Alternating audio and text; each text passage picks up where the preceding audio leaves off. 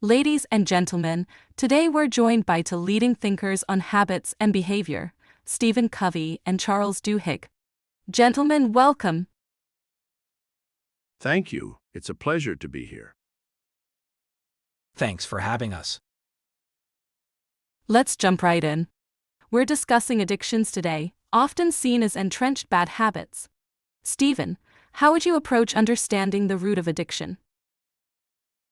At its core, every addiction or bad habit stems from our response to certain stimuli, be it internal or external.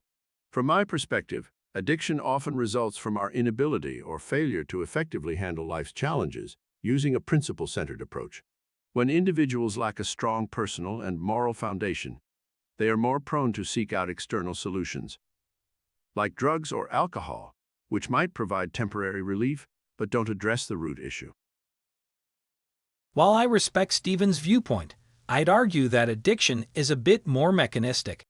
In The Power of Habit, I discuss the habit loop, cue, routine, and reward.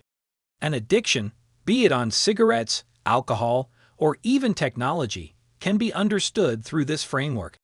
The cue triggers the addictive behavior, followed by the reward, which reinforces the behavior, making it more automatic and habitual over time. So, Charles, how would you suggest addressing addiction? To change a habit, you don't necessarily need to change the cue or reward. Rather, focus on the routine. For addiction, recognize the cue that triggers the addictive behavior and then substitute a healthier routine that delivers a similar reward.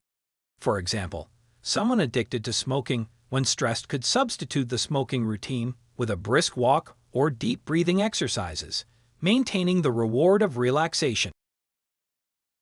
Charles, while I agree with your habit loop framework, it's imperative to address the internal mindset. Using my 7 habits framework, it would start with being proactive. One must take responsibility for their reactions.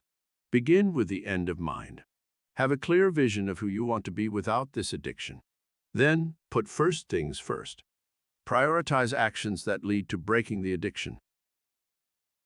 Stephen, could you share an example? Certainly. Let's consider someone addicted to technology, checking his phone. If he envisions a life where he's more present with his loved ones, end in mind, he might decide to set specific times when he checks his phone and turn off non-essential notifications. First things first. But it all starts with the realization that he has control over his actions. Proactive. I appreciate that perspective. My example would be someone trying to quit sugary sodas. The cue might be lunchtime, the routine is drinking soda, and the reward is feeling refreshed. Instead of the soda, they could switch to sparkling water with lemon. The cue remains lunchtime, but the routine changes, and they still get a refreshing reward. Fascinating insights from both of you. It seems that while both of you approach the problem differently, the end goal is to empower individuals to take control of their behaviors. Absolutely.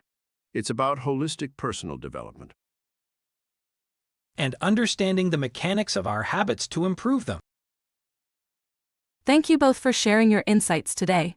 It's evident that understanding and tackling addiction can benefit from both a deep understanding of our internal values and a systematic understanding of our behavioral loops.